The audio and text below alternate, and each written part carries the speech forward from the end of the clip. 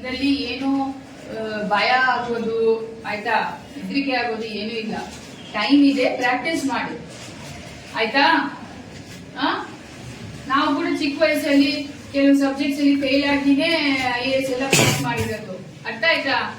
ಎಲ್ಲರ ತಕ್ಷಣ ಪಾಸ್ ಮಾಡಿ 100 out of 100 ತಗೊಳಲ್ಲ, ಅರ್ಥ ಆಯ್ತಾ.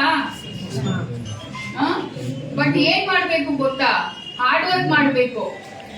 ಇವತ್ತು ನನ್ನ ಪರಿಸ್ಥಿತಿ ಹಿಂಗಿದೆ, ನಾಳೆ ಸ್ವಲ್ಪ ಸುಧಾರಣೆ ಆಗುತ್ತೆ ಅಂತ ತಾವು ಪ್ರತಿದಿನ ಪ್ರಯತ್ನ ಮಾಡ್ಬೇಕು.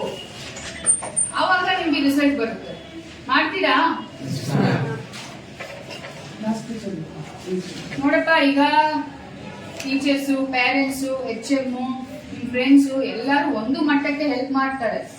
ಕೊನೆ ತನಕ ಹೆಲ್ಪ್ ಮಾಡೋದು you should help yourself, ಅರ್ಥ ಆಯ್ತಾ.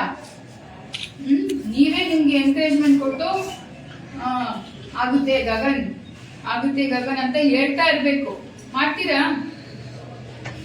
ಜೋರಾಗಿ ಹೇಳು. ಹಾಲು ಕೊಡಿದ್ರ ಬೆಳಿಗ್ಗೆ? ಕೊಟ್ರ? ಅದನ್ನ ಊಟ ಕೊಡ್ತಾರೆ, ಅವರು ಚೆನ್ನಾಗಿರುತ್ತೆ. ಮುಟ್ಟೆ ತಿಂತೀರಾ? ಇಲ್ಲ, ಬನಾನ. P3ಗೆ ನಾನು ಬರ್ತೀನಿ. ಈ ಸ್ಕೂಲಲ್ಲಿ 10% ರಿಸಲ್ಟ್ ಬರ್ಬೇಕು. ನಿಮ್ ಟೀಚರ್ಸ್ ಬರಕ್ಕೆ ಓಕೆ. ಆಲ್